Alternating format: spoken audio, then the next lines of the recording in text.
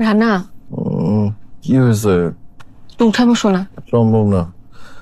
এখন পলাশির প্রান্তরে যুদ্ধ করতেছি। বিপক্ষের একটা সৈনিক আমাকে বন্দুক দিয়ে গুতা মারছে, আমি তার এখন ঘুষাইতেছি। ওর নাক না ফাটানো পর্যন্ত আমি উঠবো না। এটা কত বড় সাহস! তোর হাতে বন্দুক আছে, তুই গুলি কর, তুই গুতা মারলি কেন? রামজাদা, ফাজিল কোথাকার। আমি কাকে বিয়ে করছি? ঘুমের মধ্যে উল্টাপাল্টা কথা বলে। রানা, উঠবা নাকি আমি গরম পানি ঢেলে দিব? কি হয়েছে? আমি না বুঝলাম না কাহিনীটা কি। এত দরকারি একটা স্বপ্নের মাঝখানে উঠানোর কারণটা কি? ফালতু কথা বলবা না।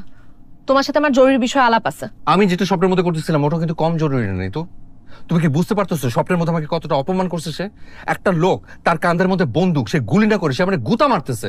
তুই একটা যুদ্ধ করতে আসছিস, তুই কি ফাইজলামি করতে আসছিস? তোর বন্দুকের মধ্যে গুলি আছে, গুলি কর, তুই গুলি করে আমার মারা ফেলা, তুই গুতা মারবি কেন? খবরদার রানা, বানায় বানায় উল্টাপাল্টা কথা বলবা না। মেয়েরা বিয়ে করে স্বামী আনে, আর আমি আনছি একটা জোকার। এখন একে জোকার বলবো না পাগল বলবো, এই নিয়েই আমি কনফিউজ। তুমি তোমার কথা